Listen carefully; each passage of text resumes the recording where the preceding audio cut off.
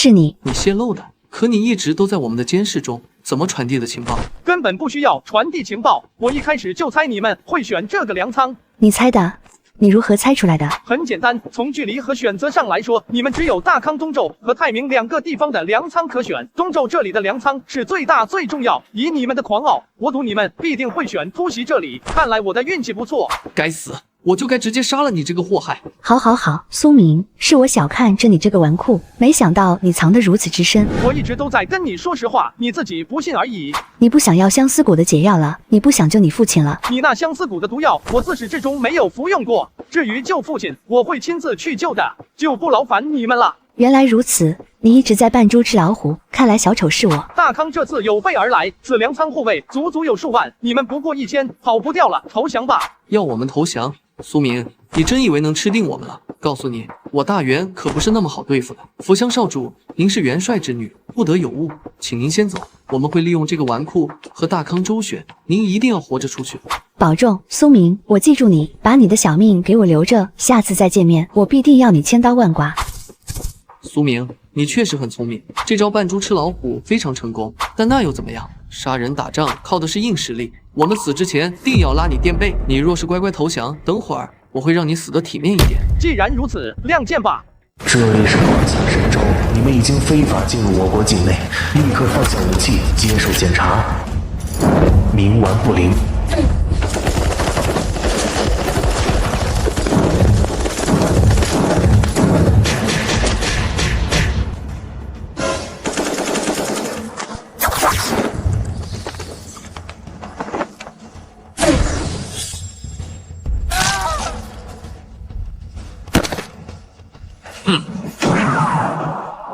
我操！世子，您醒醒！这是哪儿？我不是刚刚还在战场指挥作战吗？世子，您终于醒了，妾身为您穿衣。等等，你叫我什么？是妾身哪里做的不好吗？请世子恕罪。这漂亮的女人称呼我为世子，难道我这是穿越了？苏明突然感觉脑袋一阵刺痛，脑海中涌入一段陌生的记忆。前身是个每天只知道玩乐败家的纨绔啊！就在半个月前，老爹镇国公被敌国100万大军围困故城，生死不明。镇国公府上下跑的跑，走的走，墙倒众人推，只剩下了眼前这个小妾了。起来吧，世子，您饿了吧？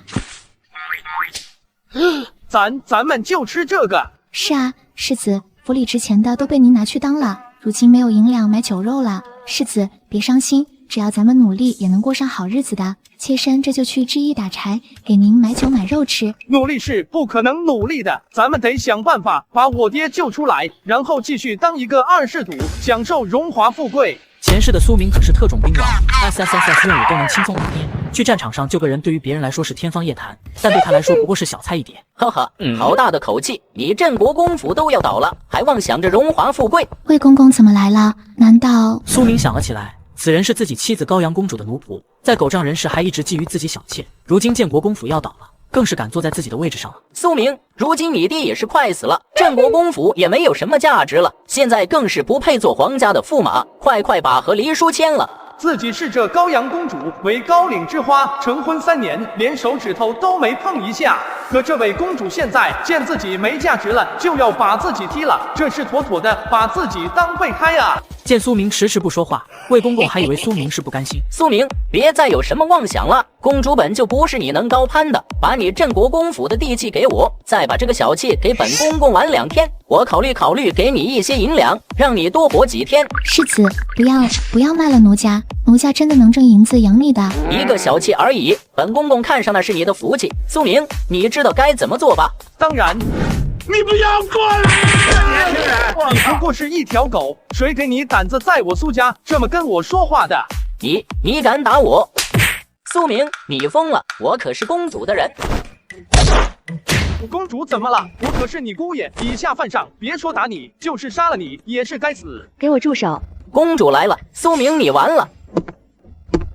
苏明，你苏家都已经走到这般田地了，你还不能懂事儿吗？还不赶紧把人放开！你叫我放人就放人，你跟我什么关系？把我苏家当什么地方了？见到苏明有些冰冷的态度，李嫣然有些诧异，以前他可不敢对自己这么说话。苏明，放了他，我还可以给你一个体面。小子，公主给你台阶下了，还不赶紧放了洒家？你在教我做事啊？聒噪，真以为本世子不敢杀你？李嫣然，只要我还活着，镇国公府就不会倒，你也只是我苏家的儿媳，这里我说了算。苏明，我知道你心里有气，无非是离不开我，不想与我和离罢了，但这不是可能的。哼！当初要不是你死皮赖脸的，让你爹用功勋跟父皇求我下亲，我嫁给谁也轮不到你这样的废物纨绔。如今你爹没了，你一个纨绔凭什么还配我？明白了，无非就是过河拆桥嘛。我要是不签呢？就算今天你不签，我也会当面和父皇提和离的。倘若你现在乖乖签了，还可以留个体面。不可能！你果然还抱着痴心妄想的念头，放弃吧，龙不与蛇居，我们终究是两个世界的人，别痴心妄想了。有病了！你误会了，我不是不和离，是你没资格跟我和离。签了休书，你就可以走了，从此我们再无任何瓜葛。你说什么？你现在不过是条丧家之犬，而我可是当朝公主，你有什么资格休我？再说了，婚约是你爹和我父皇定下的，也是你苏家八抬大轿把我接来的，你要休我可以啊，叫你爹来跟我父皇说。李嫣然这是笃定了苏明的父亲被百万敌军困守孤城，根本不可能回来。你等着，等我将我爹救出来，自会休你。就你一个只会败家的纨绔，还想要救你爹？苏明，你不想离开我就直说，何必找这些荒谬的借口？说完嘛，说完了就赶紧走，麻溜点。好，机会给你不珍惜就算了，我会去找陛下和离。世子，您得罪了公主，以她的势力和手段，咱们根本不是对手啊，咱们该怎么办？苏明想了想，拿出纸笔，走，咱们也立刻进宫见陛下。众爱卿说一说吧，谁愿意领兵去边塞营救镇国公？百万大军围困，就是一人一口唾沫也能淹死人了，我们去有什么用？是啊，咱们根本没有那么多兵力，根本没有营救的可能。陛下，其实这一切还要怪那镇国公自己，对自己的实力预估不足，非要死守城门，不肯退半步，是他自己决策失误导致的。陛下不给他降罪，就已经是法外开恩了。父皇、母后，女儿要与苏明和离。高阳，出什么事儿了？朕正在和诸位大臣商议大事。父皇，镇国公府现在只剩下一个苏明了，那纨绔烂泥扶不上墙，却心生怨怼，对我以下犯上，求父皇母后严惩他。苏明，这孩子不是向来最听你的话，怎会？皇帝也没想到镇国公府墙倒众人推，此时无一人站出来为其说话。陛下，高阳如此委屈，只怕是真与苏明过不下去了。陛下不妨先赐他们和离，随后再赏给苏明金银，保他下半辈子富贵平安，也算给镇国公一个交代了。果然还是只有皇后懂皇帝的心思，有了找个台阶，皇帝才叹息着点头。好吧，那就赐给苏明。陛下，苏明带着请战书，想要请陛下出兵。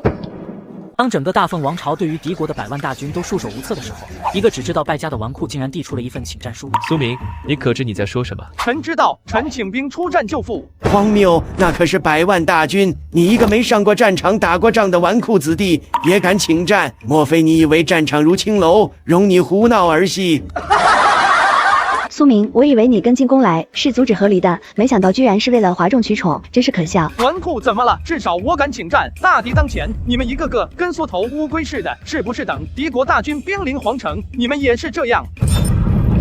此话一出，朝堂所有人为之色变，就连皇帝也是面色沉了下来。陛下，家国大事需要慎之又慎，从长计议。镇国公府世子败家纨绔之名，大凤皆知。这种人要是领了兵，恐怕会把我大凤也给败光。老壁灯，我没上过战场打仗，不等于我不能上战场打仗。你觉得要是不够资格，那行，来跟我比划比划。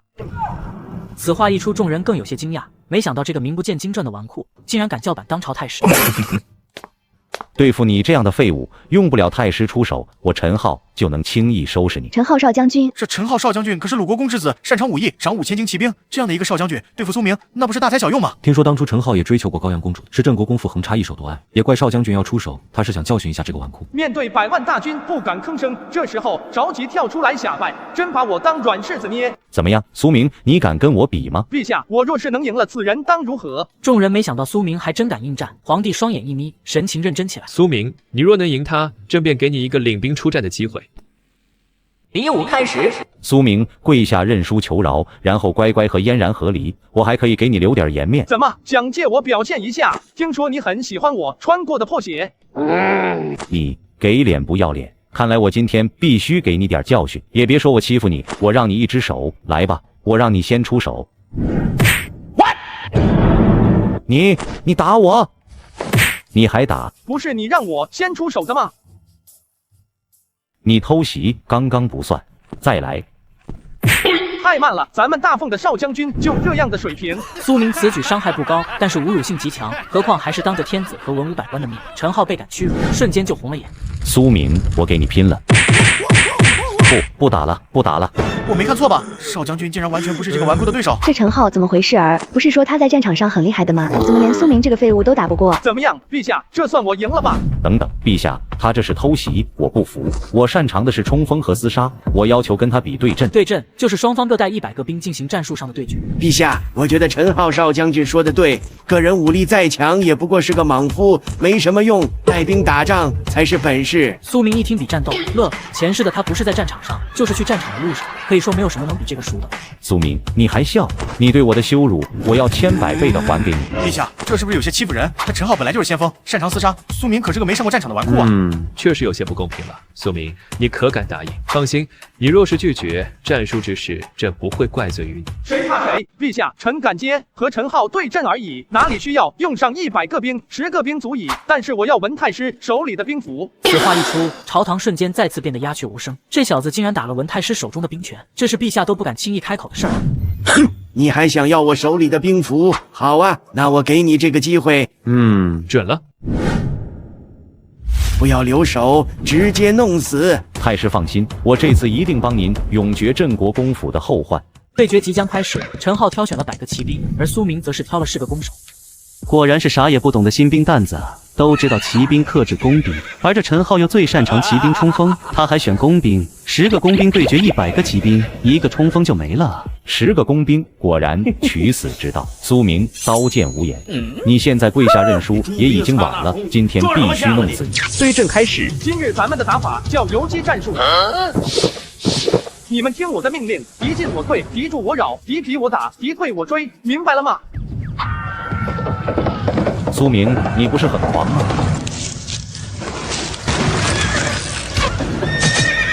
我靠！溜了！在那里给我追！苏明，你个缩头乌龟，你就知道躲吗？有种你出来！赵将军，咱们该怎么办？先集合撤退。他真香！跑啊！跑啊！别跑啊！都给我站住！100个打10个，还被反杀，真是废物！你好，陈浩，你到底会不会打仗？哇！陈浩，你到底会不会打仗？哇！报，陈浩将军败北，伤亡30余人，苏明伤亡0，完胜。啊，完胜！溃军之相啊！骑兵打工兵，竟然100个还打不过10个。哼！陈浩废物，一个纨绔都拿不下，还想要追求我？嫣然，你不是说这苏明是个不学无术的废物吗？谁知道，没想到他居然还有这本事。可他怎么会一直隐忍不露？难道就为了这一刻能在我面前表现？还真是幼稚。不愧是威震边疆的镇国公之子，哈哈哈！看来以前是小瞧这小子了。陛下，演武场比试到底不是真正的战场厮杀。陈浩少将军念及他是镇国公的独子留守，也是正常的。这样下去伤了和气，建议平局吧。也是，那此局为平局，对阵到此为止。陛下，再给我一点时间，我必定能拿下苏明这个纨绔。苏明，陈浩的骑兵只擅长厮杀，要不是老夫提前替你向陈浩少将军求情，你或许都没命了。你应该谢谢老夫，跪下接受平局吧。我操！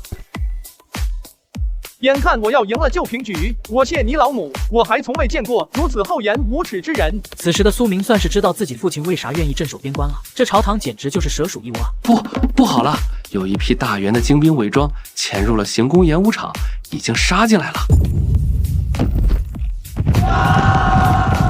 哈哈哈哈！潜伏这么久，终于找到机会了。大奉皇帝，拿命来！快去通知禁卫军过来，来人，立刻护驾！老夫乃大内第一高手，苦修30年，就为了这一天。想要伤陛下，先过老夫！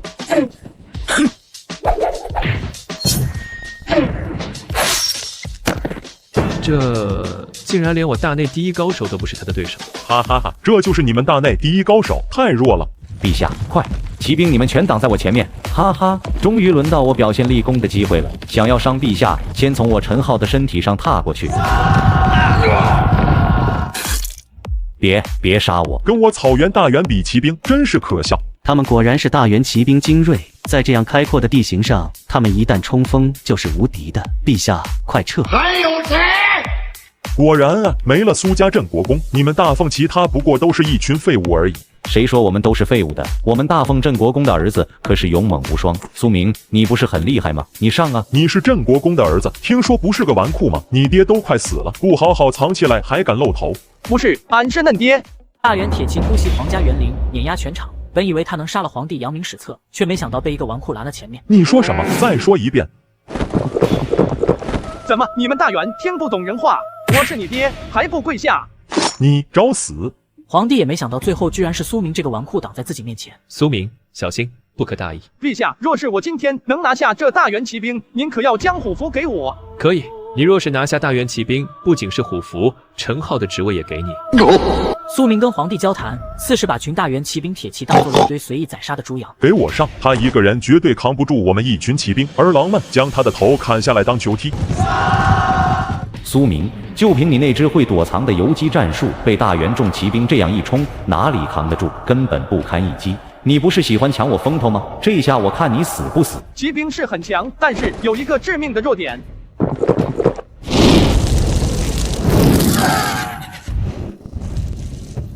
你这个疯子，这里可是你们大凤的皇城，居然敢在这里用火！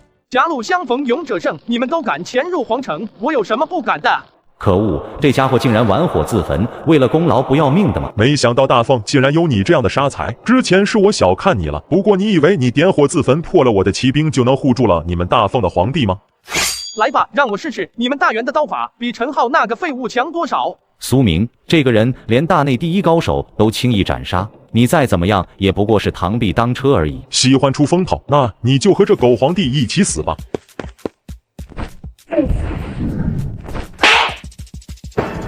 这怎么可能？太慢了！天下武功无坚不摧，唯快不破。这一幕怎么似曾相识？伤害性不大，侮辱性极强。我杀了你！还有谁？禁卫军到了，赶紧将这些大元贼子拿下！陈浩愣了一下，当即明白，这可是天大的功劳。文太师这是暗示他抢功劳。所有禁卫军听令，拿下这些大元骑兵，都不许过来，不然我杀了他。苏明，快救我！现在想要我救你，我没听错吧？苏明，你不是最爱嫣然吗？你快救救他！不许动，看看是你的剑快，还是我先抹断他的脖子。小子，你不是很勇吗？你不是武功高强，唯快不破吗？你的女人在我们手里，还不是得乖乖扔下武器投降？果然，苏明，你根本舍不得我，你快来换我！那可不行，立刻放了我们队长，再准备一辆马车，你自废双手，跟我们一起走，不然我立刻就杀了你的女人！你们是不是搞错了？我是说，你们要动手用这把剑，比较快一点。我操！什么？此时众人都不敢相信自己耳朵，李嫣然更是气得浑身颤抖。苏明，你什么意思？难道你要看我死在你面前？苏明，你可知道你在说什么？你可是驸马。他都跟我和离了，我为啥要救他？想杀就杀吧，与我无关。你陈浩，你不是想要功劳吗？敌人就在你面前，此时不动手，更待何时？我这公主在他手里，我哪儿敢动手？要不这功劳还是苏明你来。好啊，禁卫军听令。好，那就同归于尽吧，拉个公主垫背也算值了。等等，都不要动手。我就知道，都让开，不要轻举妄动，不然我就弄死他。苏明，不管如何，高阳与你还是夫妻，朕知道你一定有办法救他，对吧？陛下说笑了，我不过是一个纨绔，哪儿有什么办法？你不是要兵符吗？只要你能救下高阳，朕就给你。好吧，我可以勉强试一试。想要射杀我？好啊，我看你敢不敢动手。不要，苏明。苏明，你会射箭吗？可一定小心，要保证我女儿的安全，不要伤到她。放心，我最擅长这个了。以前去逛教坊司的时候，天天玩投壶呢。什么？投壶？那个东西能和射箭相比吗？苏明这玩笑可开不得。放心了，陛下。对了，我还差一个东西。这下感觉对了，可以了。你确定这样能射中？苏明，你疯了吗？苏明，我看你是故意想要害死公主吧？陛下，此子其心可诛啊！别急，让剑飞一会儿。装模作样，立刻都给让开，备好马车，让我们离开，不然杀了他。好好，我给你备马车，不要伤害我女儿，什么要求都答应你。另外，我还要……见到了，你提不了要求了。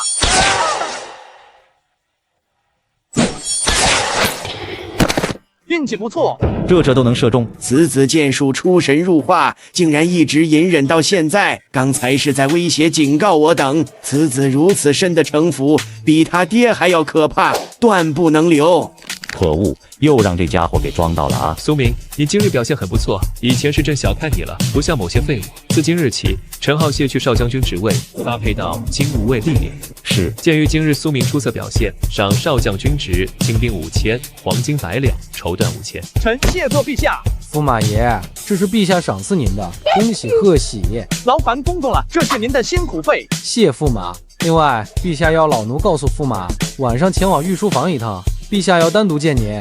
嫣然，你听我解释，刚才我一开始是想要用自己做人质来换你，那苏明不过你运气好抢了我的风头而已，你相信我。陈少将军，不对，陈公子，请你自重。之前你叫人家浩哥哥，现在你叫我陈公子，就因为我不是少将军了。当初我们说好的地久天长呢？李嫣然，那不过是曾经的戏言罢了，请你以后不要再纠缠我了。苏明，你来了。高阳公主有事儿。看着苏明冷淡的样子，李嫣然心中不由得有些烦躁和无名火。苏明，你搞这种欲擒故纵的手段有意思吗？你明明很在意我，对吧？啊，我只是路过。还装？我知道，你今天情急之下说的那些绝情的话，都是为了救我，对吧？公主，您误会了，我当时也是随手一射的。嫣然，你看吧，我就说。陈浩，你烦不烦？我和我的夫君苏明说话与你何干？你怎么还不走？哎，打住！高阳公主，我只是一个纨绔，不配你夫君，我们很快就没有任何关系，请你自重。你苏明明明离不开我，我承认这次你表现很好，你要是大方承认，直接说出来，我可以给你一个追求我机会，去父皇那里取消和离。大可不必，不管你找不找，陛下提和离，我也会去找陛下休了你的。你会舍得休本公主？那你告诉本公主，你深夜来这里做什么？不就是为了与本公主邂逅？你还嘴硬。驸马来了，怎么还不进去？陛下已经在御书房里等您多时了。什么？陛下要单独见苏明，他何德何能？好，听到了吗？麻烦让一让。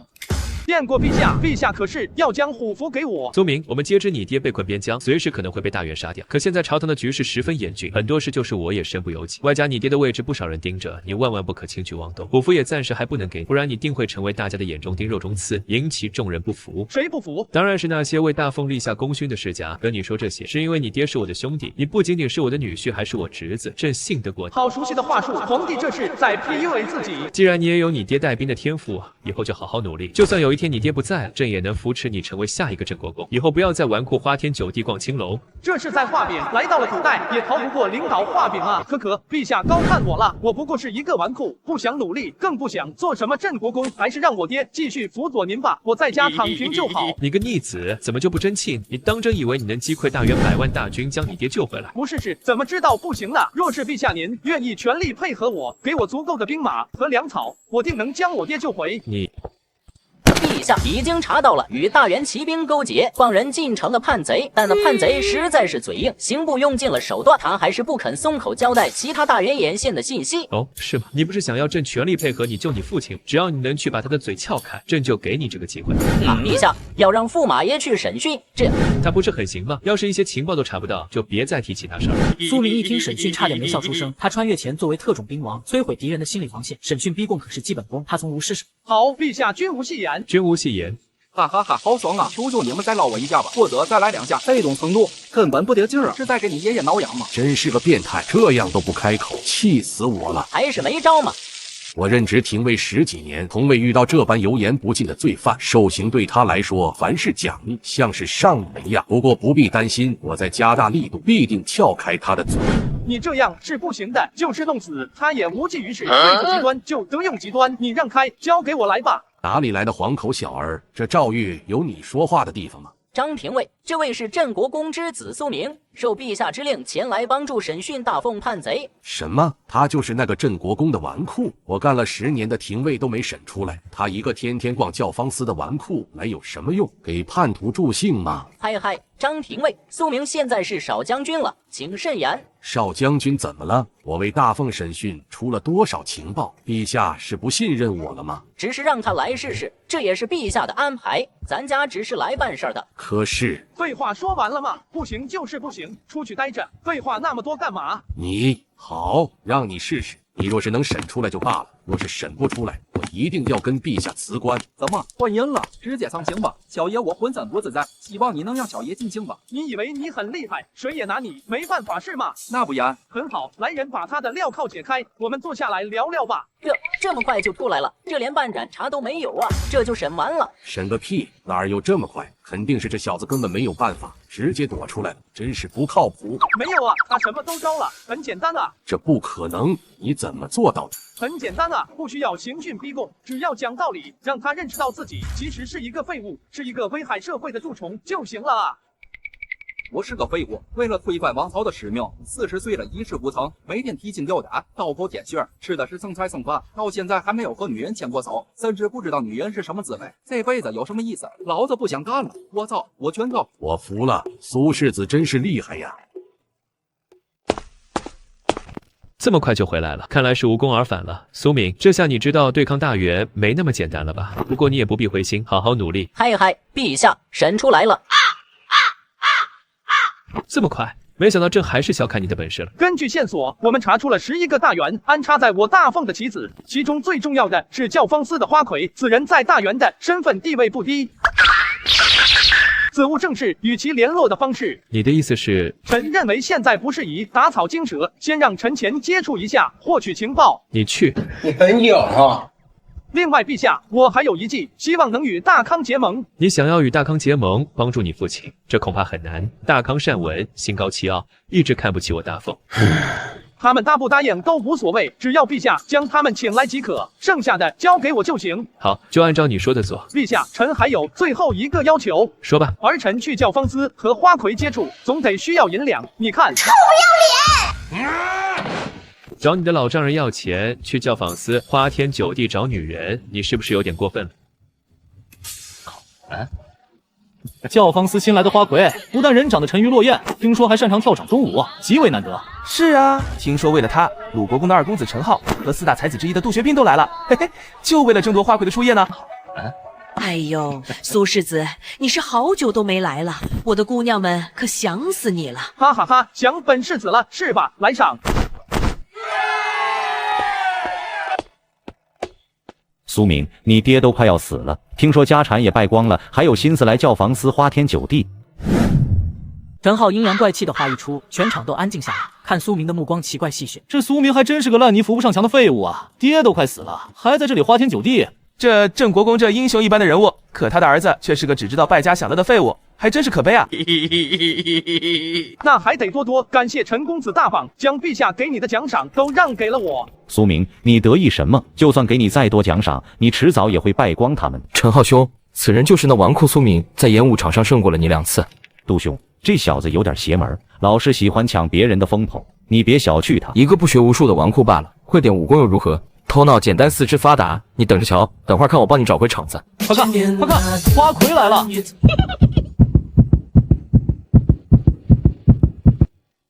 果然是沉鱼落雁，美若天仙。若是能与他春宵一夜，让我死了也愿意啊！这么弱不禁风的样子，我一拳过去，应该要哭很久吧？今夜花魁是本公子的，没人有意见吧？不愧是鲁国公的2公子啊，出手如此阔绰，咱们恐怕是争不过了。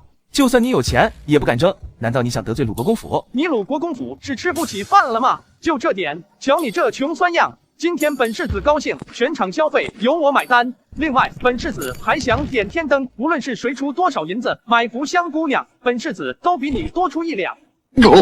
又有这么败家的吗？贫穷限制了我想象力啊！苏明，你装过了吧？在场那么多人，消费至少10万两，就算是把你郑国公府卖了，也拿不出。没错，再好的东西也要有资格享用，在这里哗众取宠，就不怕吹破牛皮，最后拿不出钱来吗？你付不起，陈浩不代表别人付不起，是吗？我看你是棺材不落泪。苏明说全场他买单，等会儿要是他付不出钱来怎么办？苏世子，您定是喝多了，说了一些醉话，做不得数的。我让姑娘带你去休息吧。我没说醉话，不信可以验资。听到了吗？给脸都不要，你还不赶紧给苏世子验资？败家好色就算了，还喜欢乱出风头。郑国公府看来就要砸在苏明手里了。那苏世子，请你拿出足够的银两给大家看看吧。银两没有，不过我有这个。这是皇家印器，皇家印鉴只需要填上数字就能去户部换官银，要多少填多少，这谁比得过啊？怎么样，够不够？够了，够了！不可能，你怎么可能有陛下亲批的印器？这向来是御赐给九卿处理家国大事的顶级资格。对啊，我来逛教坊司就是家国大事啊。不可能，别说公主答不答应，就是陛下也不可能允许你用公账来叫方司花天酒地。是啊，这苏明是干了啥，能让陛下对他如此纵容？这缘由还是陈浩兄你呀，全靠你们这些同行衬托，不然我哪里有这样的福气？陛下一见我这般鹤立鸡群，当即看中赏识了我。说到这个，我还得敬你一杯。你金钱再多，在我看来乃是身外之物，俗不可耐。我记得教坊司夺花魁的规矩，可以一诗夺魁，只要谁的诗歌能拔得头筹，就能与花魁一夜春宵。在场的各位才子皆可以作诗，谁的诗最能打动福香的心，谁自为魁首。对啊，可以比诗歌啊，那我们岂不是有机会？京城大才子之一的杜学斌杜公子在此，你有个蛋的机会。哈哈，我差点忘着查了，整个京城诗文，学斌你称第二，谁敢说第一？这把稳了呀！比诗文那还有点意思。那杜某就献丑，为福香姑娘献诗一首：叠嶂青云放小晴，乍看红叶一枝横，徘徊体悟难成句，几点玫瑰衬绿琼。好诗啊，不愧京城四才子之首，诗才斐然啊。杜公子的诗，小女子很喜欢。哈哈，听到了没？苏明，你不是很嚣张吗？这个级别的诗你写得出来吗？你有那个本事吗？告诉你，今日花魁必定是我陈浩的。就这垃圾诗也好意思拿出来？大凤门道如此没落吗？苏明，我看你全身上下就特么嘴最硬了，敢说杜兄的诗歌是垃圾？你写一首出来看看。好啊。真是不知者无畏，你一个胸无点墨的纨绔也敢跟本公子比？如果我要是写出来了，你当如何？你今夜若是写出来比本公子好的诗文，我不仅将魁首拱手相让，还甘愿拜你为师。不过你要是写不出来，就请跪下，给我和陈浩兄道歉，当众承认你技不如人。这还不简单？你这花里胡哨的，我只需要半首诗即可。拿笔来。哈哈，你看你这字跟狗爬的一样，还敢跟我学斌兄比诗文？既然你要自取其辱，那我就成全你，就让福香姑娘来判一判，谁的诗更好。这又不必了吧？我认为杜公子诗文当为魁首。在场的明眼人都知道，杜学斌是故意要苏明出丑。那怎么行？苏世子说我的诗是垃圾，他的作品定然非同一般，劳烦福香姑娘读出来，让大家鉴赏一下。好吧。大鹏一日同风起，扶摇直上9万里。天来，金陵岂是池中物，一遇风云变化龙。短短2句，就将狂傲和宽广2种诗境发挥到了极致。是啊，何等霸气侧录，鸿鹄之志都不足以形容这样的心胸和气魄。仅凭借此半句诗，轻松碾压京城4大才子啊！我认为当为魁首。大鹏一日同风起，扶摇直上9万里。他竟然能写出这样的诗，陈浩兄，我们看走眼了。这小子真会写诗，这不可能啊！怎么样，福香姑娘，你判一判，谁的诗当为魁首？当然是苏世子的诗为魁首。我赢了，你说过要拜我为师，履行你的承诺。我的确是输了，愿赌服输。学生杜学斌，拜见苏先生。水平低了一点，但还算守信。公子，只是不知下半句诗是什么。想知道啊，今晚把本公子伺候好了，就告诉你。本公子点了天灯，还夺了诗文魁首，按照规矩，花魁是我的了。在座的各位没意见吧？花魁走到苏明身边，却被苏明一把搂入怀中。公子你，我不服，凭什么我喜欢的女主都要被苏明你抢去？怎么还不服？难道你还要坏规矩不成？没错，我就是要坏规矩。福香，你想好了，今晚是跟我这个权倾朝野的鲁国公之子走，还是跟这个已经墙倒众人推的纨绔？以势压人。没错，本公子就是以势压人又如何？福香，只要你愿意，我以鲁国公之子的身份承诺给你一个名分。哎呦，这架势，今晚真是来得值。陈浩虽用身份来压人，有点蛮横，但是却很有用。这世道对于一个青楼女子来说，还有什么比名分更重要？换谁都知道该怎么选。对不起，苏世子。等等，虽然我暂时给不了你什么名分，但我手里有一样东西，你若是看见了，一定会选我。这苏明在说什么胡话？他还能用什么打动花魁？难道也拿出他镇国公府的腰牌不成？谁知道呢？或许是被戳到痛处，气急败坏了吧。苏明，我知道你嫉妒我，但纨绔始终是个纨绔，你镇国公府是不可能比得过我鲁国公府的。福香还不过来。抱歉，苏世子，奴家不过一介花柳女子，希望您能理解。别急啊，先看看再说啊。这时，这不就是普通的腰牌吗？我还以为你能拿出玉玺打本公子的脸呢。就这一个破烂的腰牌，能比得过我鲁国公府？苏明看样子是真没办法了。呵呵，今晚花魁福香是鲁国公2公子的人了。够了，别耽搁时间了。春宵一刻值千金，福香姑娘，跟我走吧。抱歉，陈浩公子，我不能跟你走。什么意思？我今晚是属于苏世子的，为什么？就是因为那个腰牌能让你放弃我鲁国公府允诺给你的名分。陈公子，您许诺奴家的名分固然重要，但是奴家觉得比名分更重要的是缘分。奴家与苏世子4世命中注定，缘定三生，福香在此，谢过陈公子垂青了。陈公子，没事吧？你怎么吐血了？你不会嫉妒我吧？没办法，人家没看中就是没看中，你鲁国公府再厉害也没用。好了，不可再耽搁时间，春宵一刻值千金，福香姑娘，跟我走吧。春宵一刻值千金，小娘子，咱们赶紧开始吧。苏世子，别急嘛，奴家给您倒杯酒，咱们先喝一杯交杯酒如何？这么毒？说，这腰牌为什么会出现在你手里？这还用问吗？肯定是我抓住了你们的人，在严刑逼供，审讯得到啊！不可能，我大元的案子就是死也不可能背叛。你一个纨绔哪里来的本事抓住他们在审问？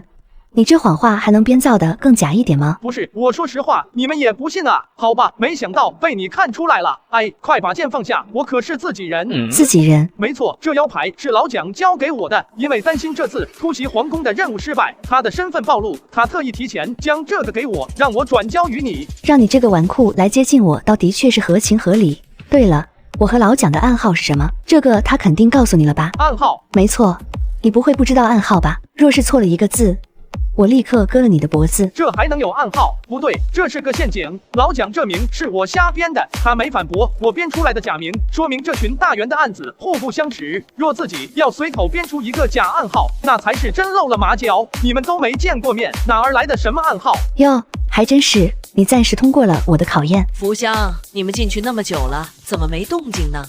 世子可是福香伺候的不好，不许说话，不然我第一时间杀了你。妈妈放心吧，人家正在和苏世子谈心呢，您老人家可别杀风景了。好，我这就走，你可得伺候好苏世子，别怠慢了人家。奴家知道了。要不咱们先入正题吧，要是一点声音没有，别人会怀疑的。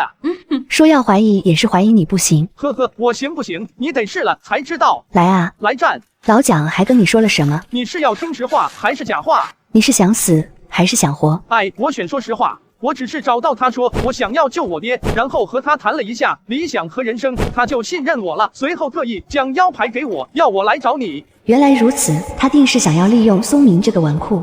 郑国公世子的身份还是很有价值。其实我大元并不想逼死你爹郑国公，毕竟我们只想要一些过冬的粮草而已。郑国公死了，对我来说更是没有好处，大凤境内只会惹来大清洗。那就赶紧放了我爹啊！我可以帮你跟我大元的元帅说情，放过你爹一命，但是要你听从我的安排。好啊，只要你大元肯放过我爹，怎么都可以。没想到你挺有孝心，那你可知道大凤皇帝最近有什么动作？我不过一个驸马，哪儿知道这些家国大事儿？你还想不想救你爹了？好，我说，听父皇说，他这次准备和大康结盟，两国相互分担，决定一起攻打你大元。什么？结盟？这么重要的情报说给就给了。苏明果然是个烂泥扶不上墙的纨绔。很好，大康不好好龟缩起来，还敢插手阻我大元，那我大元就要让他们知道谁才是天下第一帝国。你们想要干嘛？对大康动手？这些你不需要知道。既然你想要救你爹，以后给我乖乖听话，不该问的别问。是。父皇，你可要替女儿做主啊！苏明他竟然敢背着我去逛交房司和花魁过夜，这让我的颜面何存啊！你是朕的公主，能不能像魏父一样沉稳一点？进门不敲门，冒冒失失的成何体统？驸马去教坊司，还不是因为你老是不待见他？再说他去是为了正事儿。他一个败家子去交房司能干什么正事儿？父皇，你怎么能为他说话呢？陛下，不好了！跟了我这么久，你也是个老臣，怎么也这么冒冒失失？我说过多少次，遇到事儿要冷静。陛下，是老奴冒失了。请陛下恕罪。行了，起来说吧，什么事儿？陛下，这是驸马爷昨晚去教坊司的账单。父皇，是你让苏明去的交房司？混账东西！为了一个花魁，一晚上败了10几万的银子，朕要将他千刀万剐。陛下，冷静了！你滚开！朕今天一定要清理门户。父皇，您看吧，苏明就是一个烂泥扶不上墙的纨绔，女儿一定要跟他和理。陛下。虽然苏明败了很多钱，但是他已经成功获得了大元案子的信任，并且已得到确切情报。接下来大元会对大康下手，还算他有点用处。嫣然和离的事儿以后别提。这次要是能打击大元，挽回我大凤的损失，那苏明还是朕的好驸马。父皇，难道我就只是一个工具吗？我的幸福就不重要吗？非要让女儿和一个废物在一起一辈子吗？苏明再怎么不靠谱，也是大凤郑国公的嫡子，难道还配不上你？你还想要什么样的？我高阳家的，不求是能威震边疆的大英雄，也得是文采斐然的才子吧？你看那苏明整天就知道去交房司吃喝玩乐，女儿嫁给谁不比嫁他这个败家子强啊？有文采还有家世，也就只有杜家的杜学兵了。怎么你想要嫁给他？杜学兵那人虽然在文采方面比苏明强多了，却是木头人，毫无趣味，我不喜欢。嗨嗨，公主，或许您对驸马爷还不甚了解。听说他昨夜在教坊司写了一首诗，那杜家才子读后立刻认输，想拜驸马为师呢。真的？他写的什么诗？给朕看看。大鹏一日同风起，扶摇直上9万里。好诗，哈哈，好诗啊！这真是苏明写的诗，他何时有这样的文采？千真万确，这是他为那教坊司花魁所写，在场的人都看见了。什么？他竟然给一个青楼女子写诗，为何不给本宫写诗？他有没有把本公主放在眼里？这就要问你自己了。难道真是因为自己以前对苏明的关注过少了？大康的使臣已至京都，其中正好有大康师圣的弟子。此番两国结盟之事，关乎国运不可闪失。苏明既然有这般天赋，明天让他也进宫来，朕要看看他是不是真的文采和本事。是，陛下，这位是廖俊杰，大康礼部侍郎，这位同衡。两人大人特为结盟而来，诸位辛苦了。大凤陛下，事态紧急，我知道你们大凤被大元出兵袭击，100万大军压境，镇国公一旦败北，大元铁骑便可长驱直入，大凤岌岌可危。我大康也不是不愿意出兵帮助，但需要你答应我们的几个条件。大康使者，你们有话直说便是。10多年前，你们大凤的镇国公曾经抢走我大康的3座城池，我们希望你们能将他们完璧归赵。陛下，结盟向来最重诚意。若能显现我国的诚意，区3座城池而已。何况他们本来就是大康的，还回去也不算亏。我不同意，姓文的那3座城池不是你打下来的，你站着说话不腰疼。我国疆土说让就让，你是何居心？还有你大康使者是吧？败军之将何以言勇？丢城之国何以言胜？当年是你大康偷鸡不成蚀把米，被我爹反攻拿下的3座城池，现在还好意思提？你们大康是输不起吗？好小子，说得好。陛下，是你们有意与我大康结盟的，我们才特意前来。可这是哪里来的泼皮纨绔，居然敢如此无礼？这就是你大凤的结盟诚意吗？大康使者，我女婿年纪小，性子强硬，时间您不必在意，我们继续商量结盟之事，如何？还想谈？可以呀，按照我大康的规矩来谈。我大康重文，不知你们大凤可敢与我们赌斗诗？你大凤若是赢了，我们就答应无条件结盟；要是输了，不但要你们3座城池，还要请陛下穿此女装，可敢？什么？欺人太甚！这是仗着他们大康的诗人强，刻意羞辱我们大凤啊！他身边的同衡乃是大康师圣的第一弟子，谁敢跟他斗诗？都怪那苏明非要多嘴，现在惹怒了大康使者。陛下，此乃激将法，万万不可啊！怎么，你们大凤不敢接，还是无人可接？有什么不敢的？本驸马接了，不过条件得换一换。你们若是输了的话，还得献上你们大康的第一美人金穗公主、3座城池和10万粮草，算是给我父皇道歉。苏明这是疯了，他一个不学无术的纨绔，也敢站出来跟师圣的弟子斗诗？苏明，你退下，这里可不是你出风头的地方。看来你大凤是无人了，竟然让这么一个废物纨绔出来跟我们斗诗，怎么不敢和我斗？难道你们那师圣的弟子是徒有虚名？有何不敢？希望你们大凤别反悔。苏明，你可有把握？朕和整个大凤的颜面可是都压在你身上了。要是斗不过，朕不但要卸你的驸马之位，还要将你剥皮充草。陛下您放心，今日要是让他大康赢了，哪怕一举，就算儿臣输了，要清蒸还是要红烧，您随意。嫣然，这苏明真的有作诗的天赋，我怎么没听说过？谁知道呢？这次要是他输了，丢了父皇的脸，我一定要和他和理。到时候我看他还怎么死皮赖脸的缠着我。可若是他赢了呢？按照规矩，斗诗3局2胜，第一关最为简单。你可知道本官曾经写过一首《咏雪》，算不得有多好，你只要写的和那首诗差不多，就算你胜。糟糕，这同衡的咏雪诗是他出师后的一首成名作，意境超绝，惊艳世人。此诗出后数10年，无人能在咏雪诗上能出其右。这苏明一个纨绔跟他比，这不是以卵击石吗？啊，这还是最简单的第一关，那我们不是输定了？你是谁，本公子都不知道。你写的什么咏雪诗，本公子就更没听过了。果然是不学无术之徒，要不要本官再给你吟一遍？不用了，咏雪的事嘛，本公子现在就给你写一首，保证比你的那首强。皇望，你若是能写出比本官还好的咏雪，本官就一头撞死在这金銮殿上。好，这可是你说的。千山鸟飞绝，万径人踪灭。孤舟蓑笠翁，独钓寒江雪。好诗，好诗呀！你刚刚说什么？我若是能写出比你好的诗，你要一头撞死在金銮殿上。我孤舟蓑笠翁，独钓寒江雪。前面隐而不露，最后一个雪字，画龙点睛，凄凉、孤寂、悲壮，妙不可言啊！不可能啊，不可能啊！他在家里一本书都不看，怎么可能写出这么好的诗？这怎么可能？高阳啊，你和苏明都3年了，你都不知道他有这么高的才华吗？女儿若是知道苏明是个文武双全之人，岂会如此嫌弃？哎，你真是有眼无珠啊！如此俊才，你竟然弃如敝屣。现在你还想和离吗？啊，这高阳姐姐，你们来做什么？我们来看驸马斗斗诗啊，那首咏雪写的太棒了，苏驸马太厉害了。是啊，是啊，咱们大凤竟然出现了这么一个优秀的才子，我们肯定要来看看呀。那是我的夫君，你们的姐夫，看什么看？怎么样？你可认输？嗨嗨，公子的这首咏雪虽然不错，但也并未完全胜过本官的诗，最多只能打一个平手。什么？我夫君的诗这么好，跟他算平手？此人的脸呢？这个同环怎么这么不要脸啊？他的那首咏雪和苏驸马的一比，一个在天，一个在地，根本就无法相提并论啊！童大诗人，怎么说你也是余生的首席大弟子？你如此做派，就不怕你师父余生怪罪吗？圣这个字是上位者在面对威望高、名气大的文人时专用的称呼，以示尊重之意。余青松乃是九州第一诗人，有资格被大凤皇帝尊称为余圣。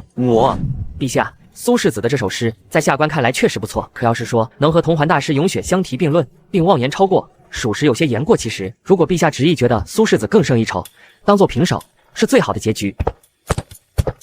狗东西，你说平手就平手，本公子的诗天下第一，就是那个什么余青松来了，也不可能比本公子写得更好。苏世子，你这话也未免太过狂妄了吧？比诗子，本公子不惧怕任何人。你自己说，你那个所谓的师傅写诗最强的一首诗是什么？你的意思是要跟我师父余胜比诗？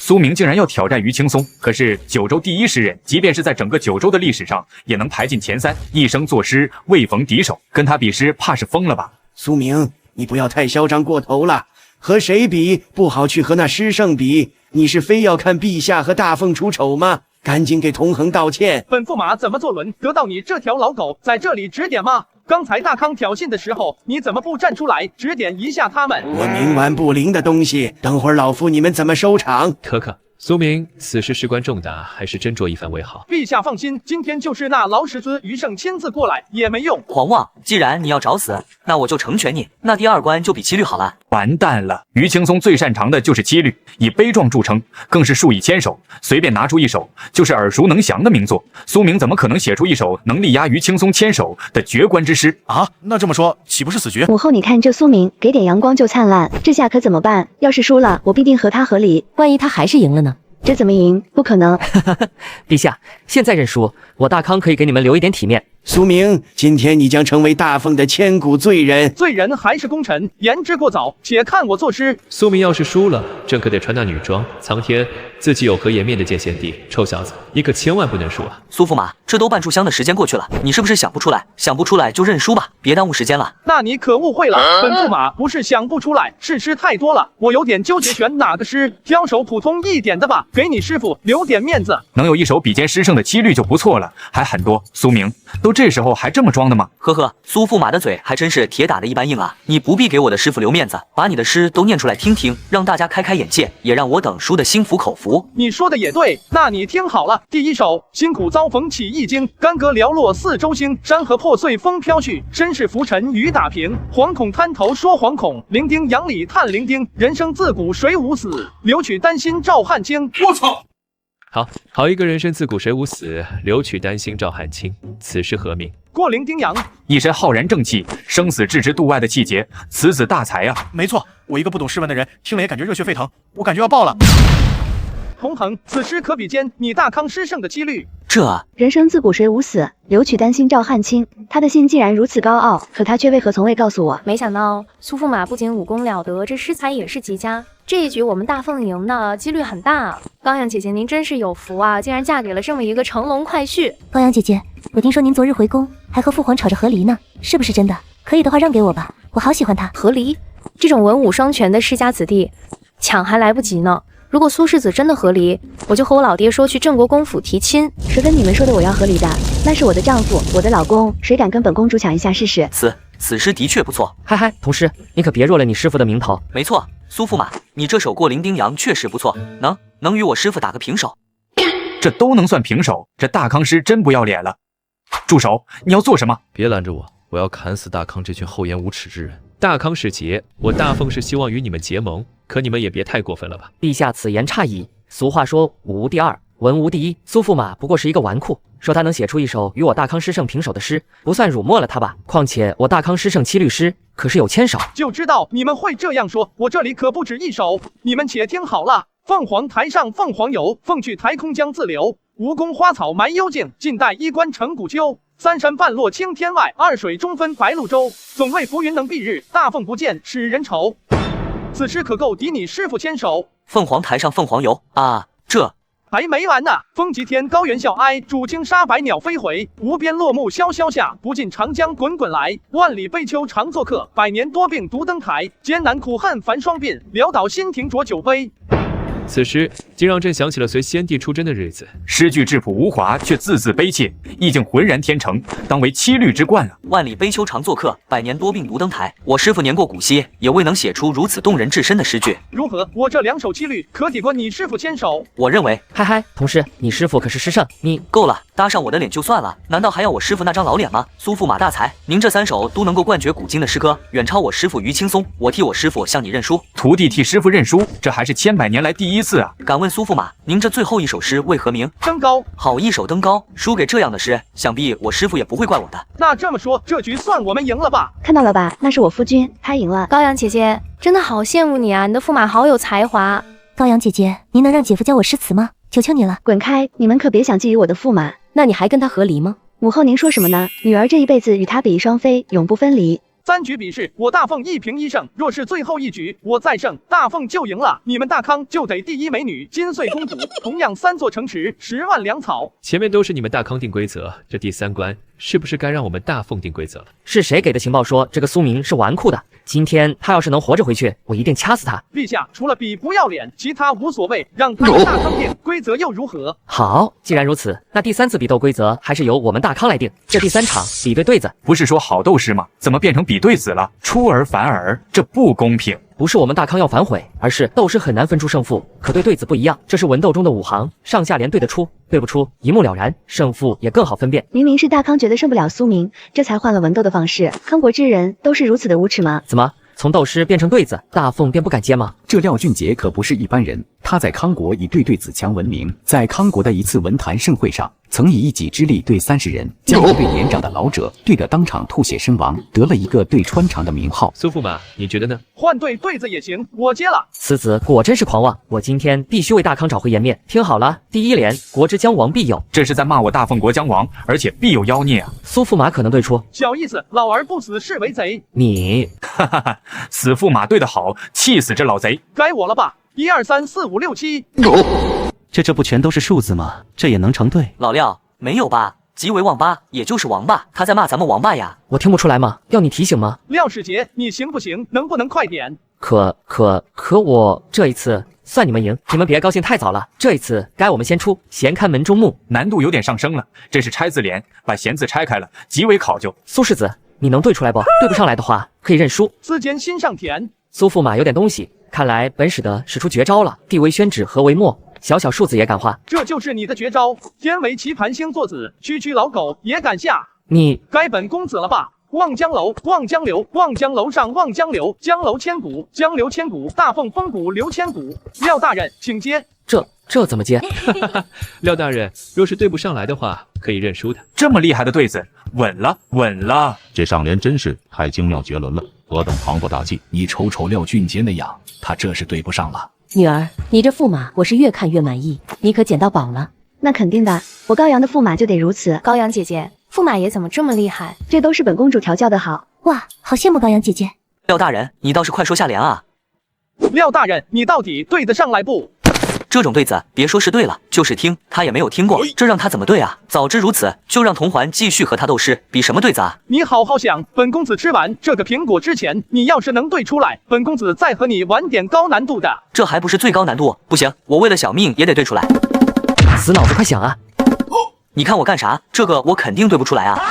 难道就这么放弃？我可是赌上了我的命啊！大康使节，朕可提醒你们，你要是认输了，按照约定，贵国不仅要和我大凤结盟，还要将你们的金穗公主、3座城池、10万粮草都交给我大凤。大凤陛下，对子必须有下联，才算是完整。想要让我大康认输，苏世子必须将下联对出来，这样才能让我大康心服口服。你们大康的文风都是这种无耻风啊！答不出来就甩锅。结盟本就是你们大凤求着我们大康，你们若想和我们大康结盟，共同抵御大元，要么将下联说出来，本使自会按照约定送出3座城池、金穗公主以及借出10万粮草；要么这场赌斗就此作罢。无耻！不行，我忍不了了。冷静啊！我可以对，但是要你加一个赌注。什么赌注？那我要是对出来了，我要你自裁，给我大凤谢罪。这事儿已经办砸了，我回去也是斩首，不如赌一把。好，我答应你。那你听好了，下联是读书斋、读书生、读书斋里读书生、书生流芳、书斋流芳、镇国战魂美流芳。这怎么可能？他真能对出来？按照承诺自裁吧。不，我是大康的使臣，我们是盟友，你们不能杀我。刚刚你们刁难陛下的时候，怎么不说是盟友？现在输了就是盟友了，愿赌不服输。陛下，两国交战都不斩来使，更何况大康可是我们盟国。臣认为我们该展现我们大凤国的气度，退一步。对，我退你大爷！需要人上场比赛的时候你不上去，现在我好不容易赢了，你站出来当老好人要大度，合着有你在我里外不是人辈，我忍你很久了。你要做什么？既然你自己下不了手，那我就帮你。你不能杀我，我们可是盟国，我们。管你什么来历，如我大凤者必诛。我们大凤说到做到。苏明，你疯了！在金銮殿上对本太师动手就算了，竟然还敢使节杀来使，你这是破坏挑拨两国的友谊，这是谋逆。你们大康可认输，回去跟你们大康的皇帝说一下结盟的条件吧。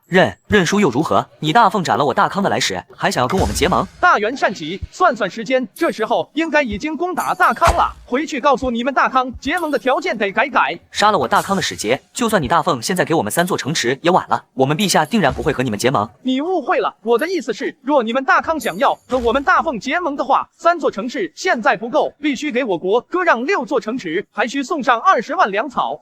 我没听错吧？你大凤斩了我大康的使者，还要我大康拿出城池求你们结盟？那不然呢？我想你们搞错了。今日邀请你们来，不是求你们结盟，是我大凤给你们大康一个结盟的机会。苏明，你疯了吧？如今是你爹被大元100万大军困在孤城，是你大凤面临灭国危机，凭什么要我大康求你们？你说的是之前，现在不一样了。苏明让我准备兵马前往大康，难道苏明已经完全把握住了大元袭击大康的时机？仿佛是为了印证皇帝的猜想。这时，一个士兵急匆匆冲进大殿。陛下，不好了！大康边境赤水城出事了，被大元的骑兵突袭，岌岌可危。大康国传信求我们支援。什么？这不可能！大康的使臣前一秒还在朝堂之上嚣张不可一世，可转眼就跪下磕头求救命。大凤皇帝，我们可是盟国，我们两国的友谊持续1000年，恳请陛下出兵救我大康。佟大诗人，刚刚我们请来你来结盟的时候，怎么不提友谊？现在你们挨揍了，就开始提友谊了？我们可是才斩了你们的使者。我结盟出兵助你大康可以，但是得按照我女婿的要求，6座城池，20万粮草。陛下，您们这是趁火打劫啊！我承认之前是我们不对，可您已经杀了我们的人。我们找你们结盟的时候，你们提出的要求难道不是趁火打劫吗？再说了，你以为大元的骑兵袭击赤水城是真正的目的吗？他们定然是明修栈道，暗度陈仓，他们真正目的是你们的关口和粮仓。你知道你大康的粮仓一丢，那意味着什么吗？意味着我们帝都将失去补给线。不仅仅是补给线，大康善起，擅长游击，不断的攻克你们周围的城池，那你大康接下来要丢的就是半壁江山。所以从一开始，大元的目标就不是我们大凤，是你们大康啊！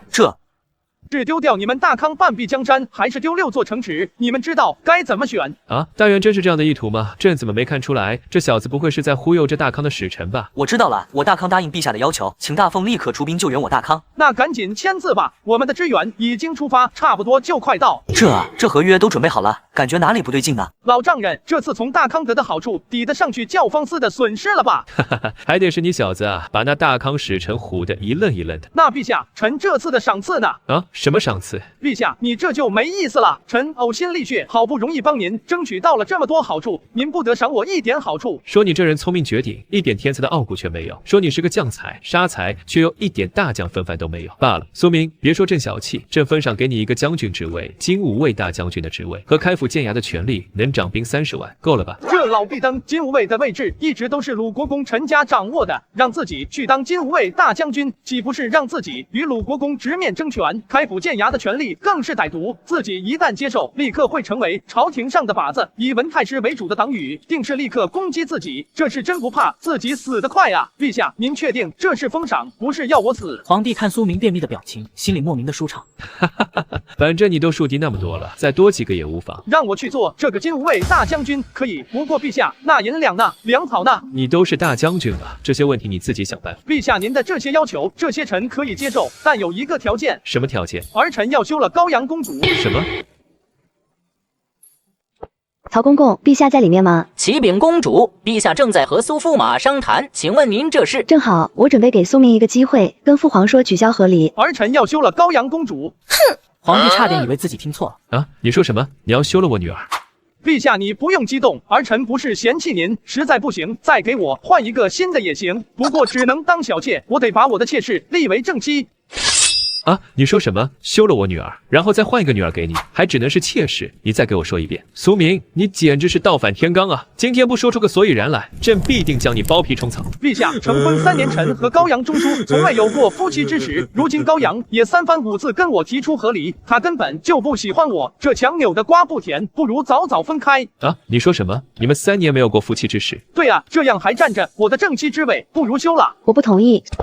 苏明，要休也只能是本公主休你，你有什么资格休本公主？我就这么让你讨厌吗？说够了，苏明，无论是休妻或是和离，朕都不会同意的，这关乎我皇家的脸面。嫣然，你也是，抛开他的家世不说，苏明文武双全，可是我大凤难得的人才，你也得学做一个贤妻良母、贤内助，帮助他，明白吗？幺儿给他做贤内助，女儿可是公主。公主怎么了？你现在的夫婿已经是今时不同往日了，你要学会顺从他，明白吗？还要我顺从他？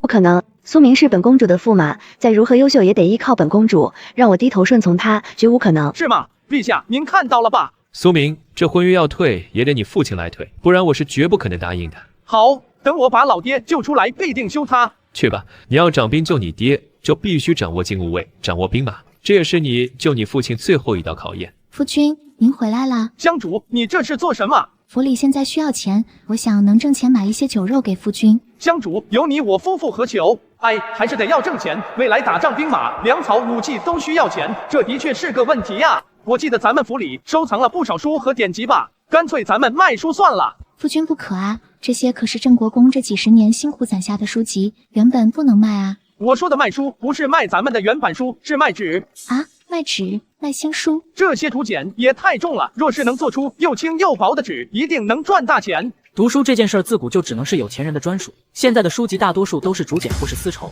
造纸的成本很贵，寒门吃饭都成问题，更别说读书了。但是苏明可是掌握着现代的造纸术和印刷术。乡主，你去差遣匠人，按照我的方法去造纸出来。啊，世子，你确定用树皮、竹子和草木真能造出纸张吗？你照做便是。世子，真的成了。不错不错，让本世子试试手感。携手揽腕入罗帷，含羞带笑把灯吹。不敢高声暗皱眉。哎呀，世子怎么写这等露骨的诗？乡主，春宵一刻值千金，今晚你要不要好好侍奉一下本世子？世子，让妾身先去洗漱一下。好，世子等你。这时，这么快就洗漱好了，好乡主，快来亲亲，本世子等不及了。苏世子，你可真是个心大的纨绔，你爹现在都快死了，你还在这里花天酒地。是你这么晚来我家干嘛？不会是意图不轨吧？你郑国公府有什么值得我意图不轨的？没想到你一个纨绔，竟然掌握着如此珍贵的造纸之法。本公子掌握的东西还多着呢，你要不要试试其他的？呸！这么好的东西，却被你个纨绔浪费在这些邪门歪道上。我大元这次本想突袭大康，眼看就要成功了，哪成想却半路遭到你大凤军队的埋伏突袭。说，是不是你泄露的消息？大姐冤枉啊！我都不知道你们啥时候去突袭的，突袭什么地方？我怎么可能出卖你？况且我还要求你们放过我爹呢。那为何你们大凤能提前知道我大元的行军路线？说不说，我今天就杀你！不要！我说是鲁国公的儿子陈浩，是他给陛下说的。果然是一个废物纨绔，随便一下就什么都交代了。不过这鲁国公的儿子是如何得知的？难道是鲁国公识破的？看来这大凤还真是卧虎藏龙，不容小觑。这是相思蛊毒，每7日需要服用1次解药，不然就会被蛊毒噬心而亡。吞下它，我不，这可由不得你。我警告你，你若是想救你父亲，就乖乖听话，每7日来见我1次，汇报朝堂的情报，特别是鲁国公的消息不可遗漏。只要让我满意，自然会给你解药，明白吗？嘿嘿，小儿科的手段在前世早就用烂了，这傻妞还想要控制我。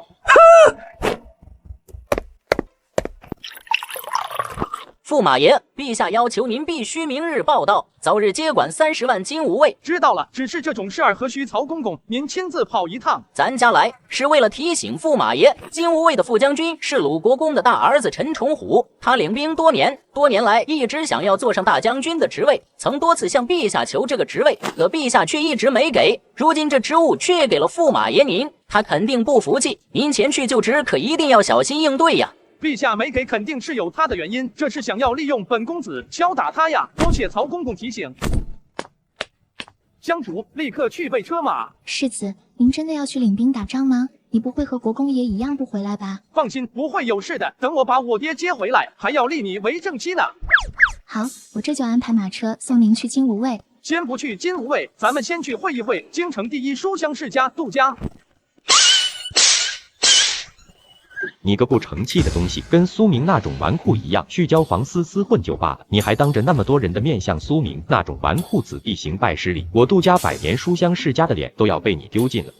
杜老爷子在朝堂上一直被郑国公压一头，到退休都没能斗过郑国。往日因为苏明是纨绔，杜老爷子尚能在子嗣身上总算找回一些面子，可没想到自己儿子竟然输给了苏明，真让他气得想吐血。父亲，那苏明虽然看起来纨绔，但文采极好。儿臣特意打听了，昨日连大康师圣的弟子都输给他了，您还不知道吗？你个逆子还敢顶嘴！老爷，不好了！现在市场上那苏明的尸体都卖疯了，好几个书记商人要我们抄录苏明的尸体，不然就不帮我们卖书了。爹，你看，我去说吧。我太难了，这郑国公老不死的，难道就不能让我赢他一次？老爷，公子，郑国公府苏明来了，说要见你。这不是苏大驸马吗？不去逛逛交房司寻欢作乐，来我这杜家作甚？莫非是羞辱了我儿还不够，来羞辱老夫？老爷子您说笑了，晚辈这次来没有敌意，是来跟你们谈生意的。跟我谈生意？你一个纨绔懂什么叫生意？有什么资格跟我谈？别说是你，就是你爹来了也没资格。杜老爷子说的对，您家族经营书画买卖几百年，在生意方面我的确没资格跟你谈。你比你爹好，有自知之明。但是我的诗文想必您也有所耳闻，不比那大康的诗圣差。我可以把我诗的版权独家授权给你杜家，帮忙我卖诗集，一起挣钱如何？什么版权？独家授权又是什么意思？老夫怎么不明白？很简单，诗是我的，我只给你们一家抄录生产和售卖。如果咱们合作愉快的话，后面我的所有诗都独家给你杜家。你的意思要我垄断你的诗？有点意思，继续说，你想要怎么合作？我要诗集都给你杜家独家售卖，但是每一本我都要30%的利润分成。这小子想利用我杜家吉他赚银子，关键我还没有拒绝的理由。这郑国公的儿子竟然还有做生意的脑子。杜家老爷子心里赞叹着，脸上却丝毫不露。你小子算盘打得挺好，我独家给你抄录，帮你卖诗集，承担所有成本，最后利润还要分你30%，可笑，最多1成。苏老爷子，你可别唬我，我的诗集现在可是市场最火的，我已经算过了，按照市场价扣除你们的成本，至少能赚70%半，分我30%不算什么。小子，我们自己都没算过，你怎么算出来的70%半的利润？我路过刚刚看了一眼，就已经估算了出来了啊。你是说你看了一眼就算出来我苏家生意能赚几成？对呀，这个很难吗？父亲，我就说苏明有大才，就这账目，管家得用算盘算个好几天，他却一眼就细算出来了。哎呦，我的伤！苏明这才意识到，大凤还是用的算珠，没有阿拉伯数字，更没有99乘法表，所以他们无法理解自己为什么能心算这么快。老爷子，您若是不信，大可以让你的账房先生来算算，这笔生意的利润是不是70%半？好，去叫人来算算。老爷，算出来了，按照苏驸马的这笔生意来算，利润能有7分4。没想到你小子算的还真差不多，就差1分。我本以为你只是诗文天赋强，没想到在算术一道也是如此强。哈哈哈，老夫现在真有点欣赏你了。你们算错了，不是74分，就是75分，你们算错了，你这里少进了1分。对不起，老爷，是我的失误，这里确实少了1分，那就应该是70%半的利润。苏驸马大才啊！郑国公可是个牛一样的老匹夫，怎么会生出你这样聪明的儿子？你真是他亲生的。可，爹，您说什么呢？我本以为你爹这次要是死了，你郑国公府也就没落了，想不到又出了你这么个妖孽。好吧，那这个合作我杜家可以接受。等等，杜老爷子，合作前小侄还有一个不情之请。说吧，能否先借我苏家100万两黄金？我操！你说什么100万两黄金？小子，你没跟我开玩笑吧？杜老爷子，我需要黄金去筹集粮草，救我父亲，你看我像是开玩笑吗？你太高看我杜家了。我杜家虽然是京城4大家族，但是也拿不出那么多钱啊。嘿嘿，杜老爷子，您就别装了，100万两黄金肯定是能拿出来的。而且我刚刚看到了你们的账本，你们杜家有没有贪污受贿、搜刮民脂民膏？我心里可以门清。你也不想，我把这些都告诉陛下吧。真的服了，苏明这小子怎么能这么阴险鸡贼？我就不该让他看到我杜家的账本，不对，是不该让他进我杜家门。嗨嗨，贤侄啊，如今我杜府确实能拿出来一些家财，但是100万黄金还是太多了。你这师级的生意再好，也挣不了多少钱。世道艰难，书纸竹简不是谁都能买得起的。可王公贵族就那么多，咱们能挣的银子始终是有限的，也是我大凤始终比起大康人才缺少的一个原因。毕竟寒门难出贵子。言外之意，苏明的生意不止100万黄金这个价位。我明白杜老爷子您意思，不过说到这里，我就要和老爷子您谈另一笔生意了。你还要和我谈其他生意？杜老爷子，说到纸，您应该是这方面的行家，您看看我这张纸如何？丝白如雪，轻如蝉翼，还如此平滑，比我杜府用的纸张要好上数倍不止啊！这种纸的工艺简直闻所未闻，你是从哪里得来的？这就是我造的纸。你造的？说这个造纸工艺，我也可以交给你，杜家独家授权，也只要3成利润即可，但条件是借我苏家100万黄金。这纸张卖给世勋贵族，的确能多赚一些，但这么好的纸张制造工艺，肯定会很复杂很贵吧？少说得1张100文，老夫还要再思虑思虑。杜老爷子，谁跟你说我这造纸工艺的成本要1张100文的？我这制造工艺很便宜，只需要不到10文就能生产100张。什么10文100张？那可比竹简便宜1000倍，比草纸更是便宜100倍。小子，你确定？听到这话，杜老爷子的脸色当即严肃起来。若真的成本降到10文100张，就可以便宜卖给那些想读书的寒门子弟。这种事儿，我还能骗您杜家不成？杜老爷子瞬间感觉这轻如蝉翼纸张瞬间重若千斤，这已经不是生意了，已经是能改变国运的宝物了。不行，这件东西无论如何必须掌握在我杜家手里，这是我杜家的机缘啊！哎，杜老爷子觉得实在为难就算了，我去找其他家族谈。等等，我杜家答应了，100万两黄金是吧？我们马上去筹备。陛下，您看，这是驸马爷最新做出来的东西。小子最近又写诗了。这混账写的都是什么东西呢？明明有天赋，竟然用在这些地方，真是该打。说这苏明狗果然改不了吃屎，要不还是让女儿和他和离吧。陛下，您别只顾着看驸马爷的诗啊，您看看这张纸，这纸张是苏明造的。这个纨绔竟然会造纸，这纸张质量不错啊，之前怎么没听他说过？驸马爷凭借此纸和京城4大家的杜家卖了100万的银子，已经送往了军营。你刚刚说啥来着？和离？妾身刚才说，陛下真是高瞻远瞩，苏明能做我朝驸马，更是高阳的幸运。我定要提醒咱们的女儿，好好珍惜珍惜。回头我传授一下高阳如何管理后院，重振富贵。大哥，这陛下也太偏心了吧！把我少将军的职位给苏明也就罢了，但这金吾卫大将军的职位，您苦等8年，凭什么给他这样一个纨绔？我也很想见识见识，这位苏驸马究竟能凭借什么让陛下赏识，让他能坐在我头上？等会儿他来了，哥你一定要给他一个下马威。苏明这是什么意思？太摆架子了吧？要我们和整整30万大军在这里等他一个人？他最好别来，这样我就能到陛下那里去参他一本。不好意思，兄弟们，举办了点事儿，所以来晚了。你去办什么事儿？不会是教坊司了吧？大将军还真是威风啊，让这30万兄弟等您一整天，不知道是去办什么重要的事儿。可否给大家伙说一说？看来这俩家伙只要给自己一个下马威啊！上一世作为特种兵的苏明很清楚，领兵作战最重要的就是起心，一举一动都随他的命令，挥舞必使，才能打胜仗，这也是所谓的军心。而获得军心的前提就是得到所有军士的信任。本将军做什么要向你汇报吗？跪下来说话。你还要我给你跪下？怎么你不服？我是陛下钦点的金吾卫大将军，大奉军律，下级见上级必须行礼。你非但不对我行礼，反而质问冒犯，触犯军律。我军中必须军令如山，违令者斩。我不服，吾乃鲁国公长子，虽不及镇国公威慑边疆，但是也自认勇猛无双。你一个纨绔子弟，凭什么让我服？你说你勇猛无双？苏明，我哥能举300斤的巨鼎，作战冲锋，悍不畏死，可称得上是大奉第一猛将。你那里比得过我哥？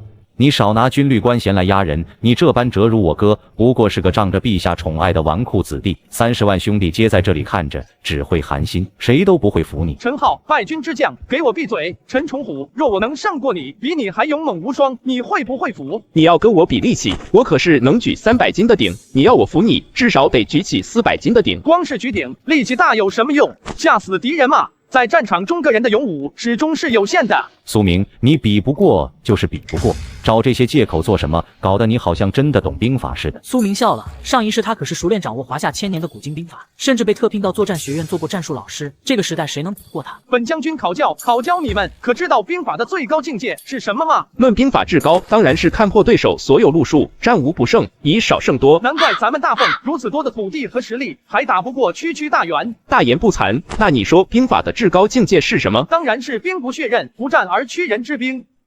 说得好听，纸上谈兵，谁不会？行，既然你们不服，那我今天就现场教你们什么叫做不战而屈人之兵。你不是勇猛过人吗？可敢跟我比一比勇？你要跟我哥比勇，可笑！我哥可是无双战将。你要怎么比？我们就比一只手，看谁先缩手，或者谁先断手。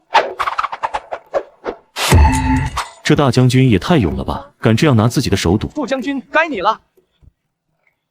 苏明，你疯了，不要命了吗？要知道，在古代，普通人断了一只手臂就等于判死刑，很难生存下去，更别说当兵立功了。怎么，陈重虎，你不是勇猛无双吗？这就怕了？放屁！你一个纨绔的手臂断就断了，能跟我哥相比吗？他可是……够了，有什么不敢的？我来。哈哈，这下该你了。你不是很勇吗？我看你能跟我哥比几回合。是吗？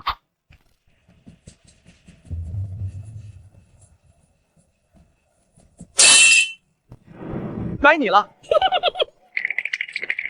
疯了，你这哪里是勇，根本就是不要命啊！哥，你不能跟他比。30万的兄弟看着你呢，陈副将军，你不敢吗？我有什么不敢？我来。我认输。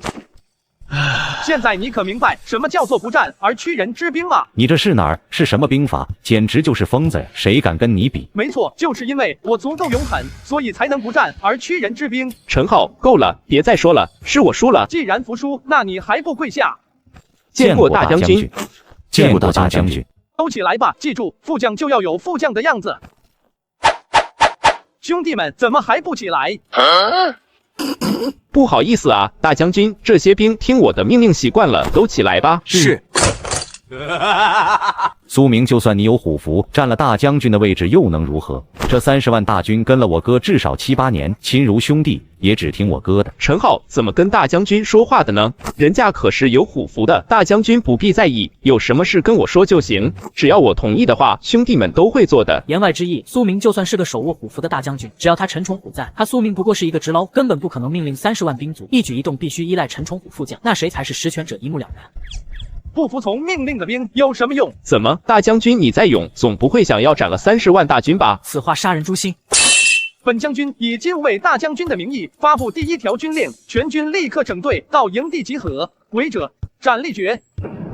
你疯了！你再牛逼也不过1人，要斩30万大军，你凭什么？就凭我背后是当今天子，是整个大凤王朝。我爹是镇守边疆，以一己之力牵制100万大元大军，不肯退后一步的镇国公。什么？此人是镇国公的儿子？镇国公的儿子怎么了？听说就是一个只会败家的废物，要咱们跟他打仗，那不是死路一条吗？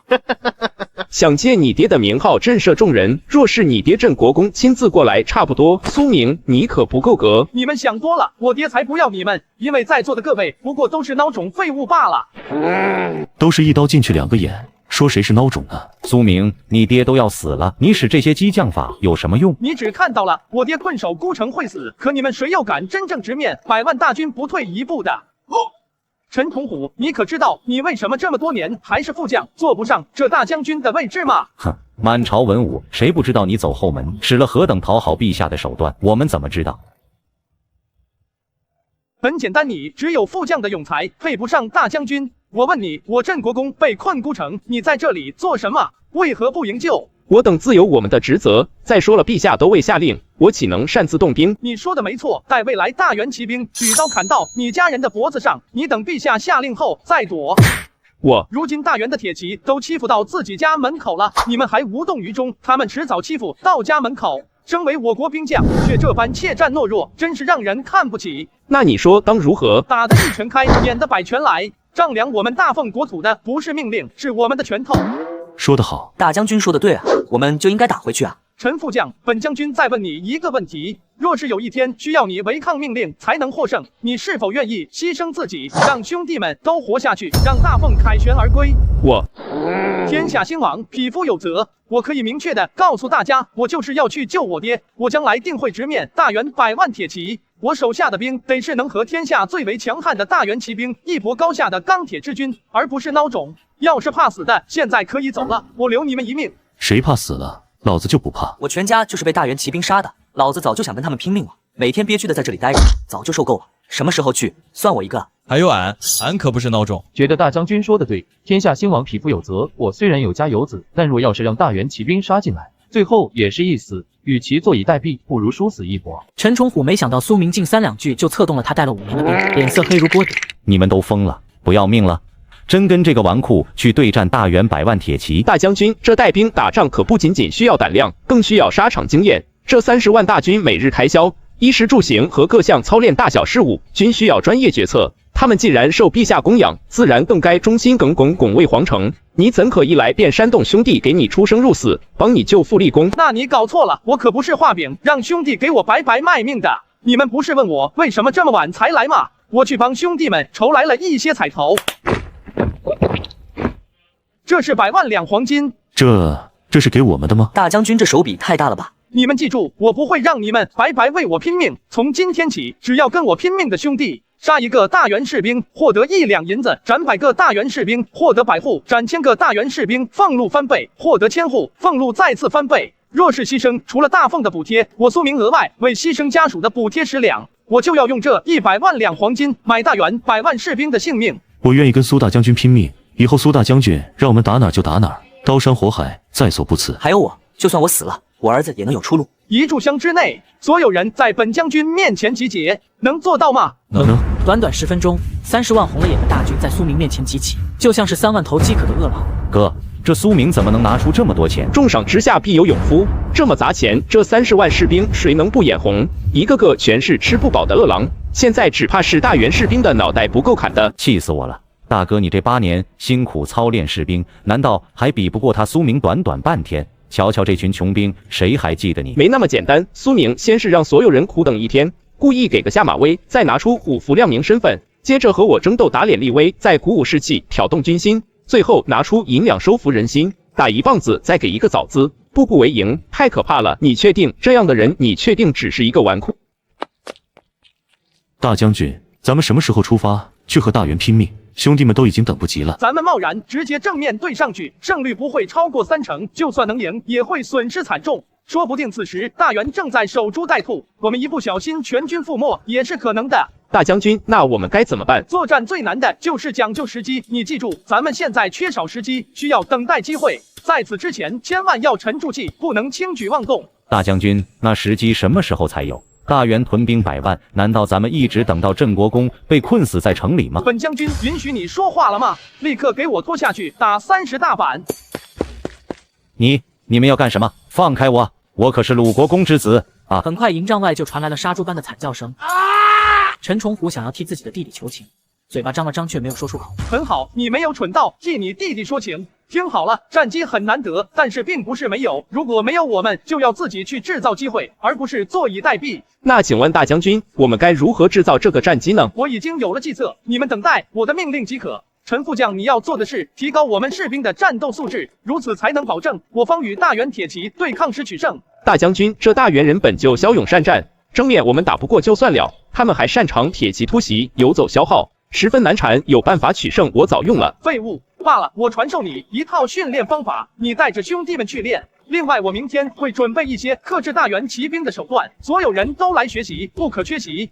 大将军居然有克制骑兵的手段，我们大凤和大元骑兵斗了几百年了，一直没有什么克制方法，1天之内，大将军您真能想出好办法？那就不是你操心的事儿了，去差遣工匠将这2样东西打造出来即可。苏大将军，我和兄弟们拼命苦练，你却在这里吃喝玩乐，你觉得合适吗？怎么不合适？我作为统帅，最重要的是动脑子，替你们出谋划策，解决敌人。大将军，那请问您现在出什么谋，划什么策？你让我们和兄弟们不练练骑术，也不练刀法枪技，练你说的这些有用吗？当然有用啊！别的将军教你们拼命东西，是因为他们无能，只能以命搏杀。我教你们的主要是如何生存，以及如何在胜利后，如何能在最大限度的情况下运输战利品。明白？我竟然无法反驳。大将军，您要的东西已经完成了，请过目。这就是能制胜大元骑兵的法宝，立刻不惜一切代价批量制作。是。等等，大将军，就这小玩意能克制骑兵？您没开玩笑吧？你不信？骑兵之所以强，是因为令人防不胜防的突袭和极快的奔袭速度，往往弓箭手还来不及射出2箭就被近身了，但是此物却能克制。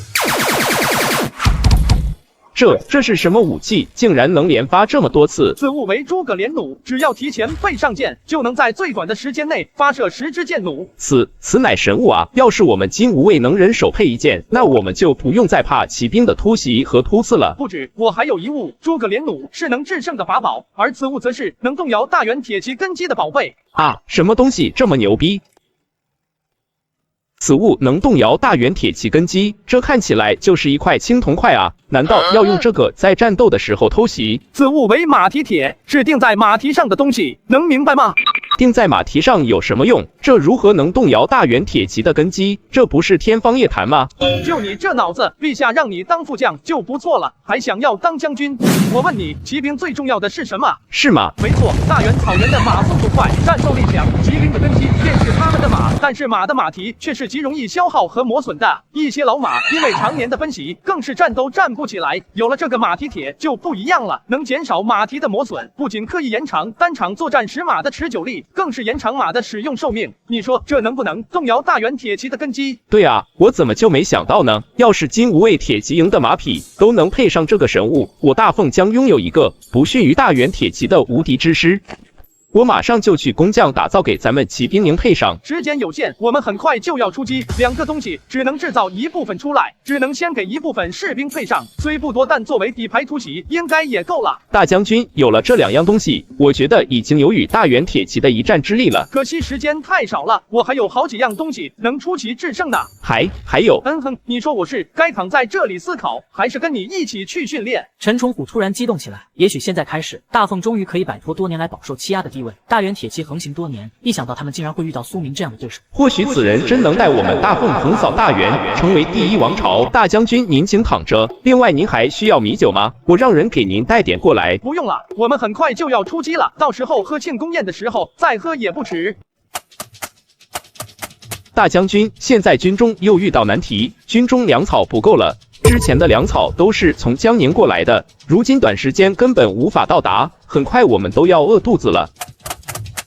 如今我们只能等粮草关。我们能等，只怕老爹不能等，都快1个月了，他们城里的粮草估计也不够了。那该如何是好？粮食从江宁运输耗时太久，只怕来不及，那咱们就找人帮咱们借点。找人借？谁愿意帮我们？当然是去找大元了，你过来听我安排。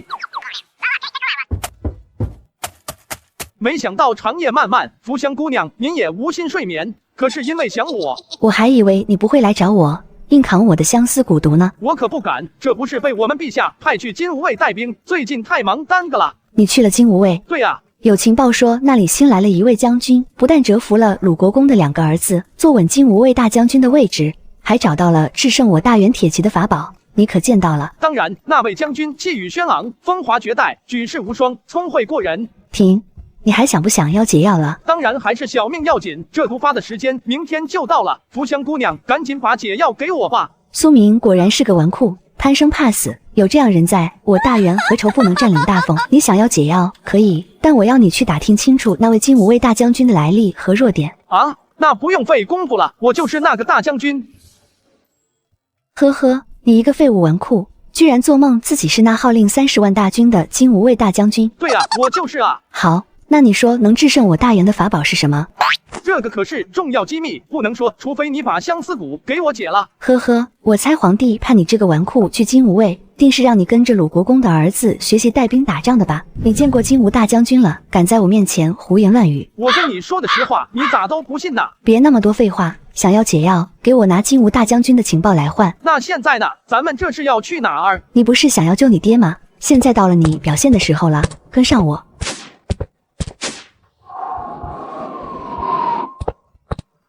福乡少主，他是谁？此人是郑国公之子，价值甚大，已经被我控制。郑国公一生铁马金戈，冷血无情，唯独对他那个儿子宠爱无度。若利用此人去要挟郑国公投降，说不定能让他投鼠忌器，立刻攻下城池。此子还有大用，暂时不可拉去威胁郑国公投降。何况大凤还有金吾卫，听说金吾卫里新上任了一位大将军，我们还要利用这小子获取那位大将军的情报。什么金吾卫大将军？依我看，哪里都比不如福乡少主您。狂妄！你忘了小看郑国公的后果了吗？当初若不是小觑郑国公，我们早就拿下大凤了。是，属下知错了。这傻妞在大元的地位好像不低啊。这次带上苏明，主要是作为咱们行动的底牌，关键时候将他拿出来当挡箭牌。好主意！要是大康发现了咱们，就把这小子拿出来，说是大凤的人，迷惑对手。妙啊！您不愧是我大元元帅之女。可，你们够了啊！我还在旁边呢，你们说话都不背人的吗？你一个废物纨绔，落在我们手里就已经是砧板上的鱼肉了。听到又如何？我们就要利用你，你又能如何？你还想不想要解药了？想不想要就你爹了？好吧，小子，从现在起，想要活命就得乖乖听我们的。行，我听你们的。不过没想到福乡姑娘，你是大元帅之女，别说跟本公子的身份还挺般配的。你这是什么意思？要不我牺牲一下，娶你回家，我们大凤和大元就此化干戈为玉帛，怎么样？你说什么？你再说一遍。我是认真的，咱们联姻化干戈为玉帛，大家也别打了。你们大元退兵，让你爹跟我爹一起坐在一桌喝喜酒，世界和平不好吗？苏明，你太幼稚了吧？你能有你爹或者那金吾卫大将军的本事，我还可以考虑考虑。好啊，不过我有妻子了，让你做平妻，倒也不算委屈你。你搞清楚，你现在是我的奴隶，你反而敢求我做你的妻子，还是平妻？你现在若答应，天下太平；若是不答应，那未来我们再见面的时候就再无可能了。一个纨绔废物，我就是嫁给谁也不可能嫁给你。你也配得上我们少主？你也不撒泡尿照照你自己？行了，别耽误时间了。这次只要突袭大康的粮仓，必能重创大康。届时就算大凤和大康结盟结合，战力也无法跟我大元对抗。届时我大元统一天下再无阻碍。儿郎们，今夜随我杀入敌营，创不是功勋，愿我大元千秋万代。创不是功勋，愿我大元千秋万代。创不是功勋，愿我大元千秋万代。创不是功勋，愿我大元千秋万代。少主到了，看大康最为重要的一座粮仓。先让这个纨绔去给咱们探探路，看看有没有埋伏。不，我不要去啊！去，进去看看，不然现在就杀了你。来都来了，赶紧干活，回去睡觉。出来吧。大将军您来了。粮都搬走了吗？差不多了，大康的人应该快到了，接下来咱们该怎么办？大元的1000多铁骑人就在外面，放火吧，时机正好。陈崇虎第一次干这种偷了别人东西还栽赃陷害的事，只感觉刺激又心惊。大元和大康两个大国被苏明算计在股掌之中，他实在太可怕了。你们放完速速撤离，千万不被大康的人看到。可是大将军你呢？这是陈崇虎真心实意的喊出苏明一声大将军。放心，我死不了，带着兄弟立刻回去集结兵马，等我归来，立刻反攻大元。是。不对呀，这纨绔怎么进去这么久都还没动静？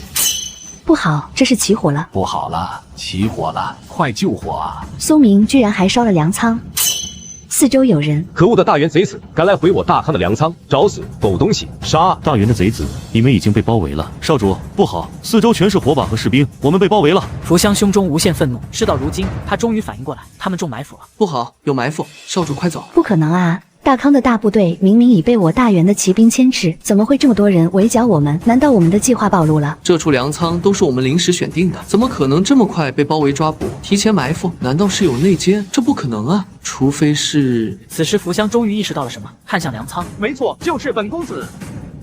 是你泄露的，可你一直都在我们的监视中，怎么传递的情报？根本不需要传递情报，我一开始就猜你们会选这个粮仓。你猜的？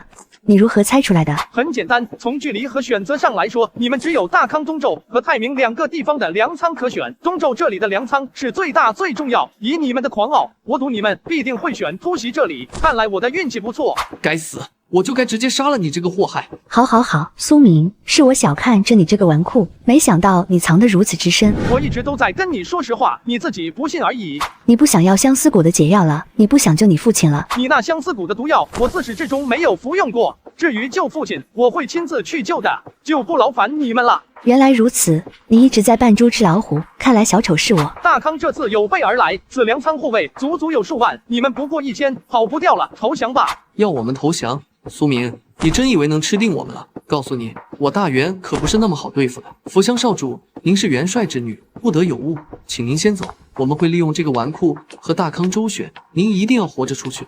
保重，苏明，我记住你，把你的小命给我留着，下次再见面，我必定要你千刀万剐。苏明，你确实很聪明，这招扮猪吃老虎非常成功，但那又怎么样？杀人打仗靠的是硬实力，我们死之前定要拉你垫背。你若是乖乖投降，等会儿我会让你死得体面一点。既然如此，亮剑吧！不知英雄是谁？你们大康怎么这么慢？听好了，吾乃大凤金吾卫大将军苏明，得知大元突袭大康粮仓，特来助阵。现在敌人已经全部歼灭。你是大元金吾卫大将军苏明，我们怎么没听说过这号人物啊？我只听说大凤有一个纨绔叫苏明啊。我之所以在这里等你们，是要让你们给大康的元帅传一句话。什么话？我们大凤立刻会与大元交战，营救镇国公。你们大康只要不是孬种，就来助我反攻大元。什么反攻大元？镇国公大人，城中已经再无粮草，兄弟们撑不了2天了，看样子也不会有人来救咱们了吧？要不让兄弟们分散突围吧？我军善守，若是突围与大元骑马正面对上，死路一条。可那怎么办？要眼睁睁看着兄弟们都饿死吗？再等等，战机未到，不能贸然出兵，陛下不会放弃我们的。副将闻言露出苦笑，再等等，这3个字他已经听几万遍了。整个大凤能与大元100万大军抗衡，也就只有您了。赶出来和大元打仗的将领屈指可数，哪个敢冒这么大风险来救咱们？陛下恐怕是有心也无力啊。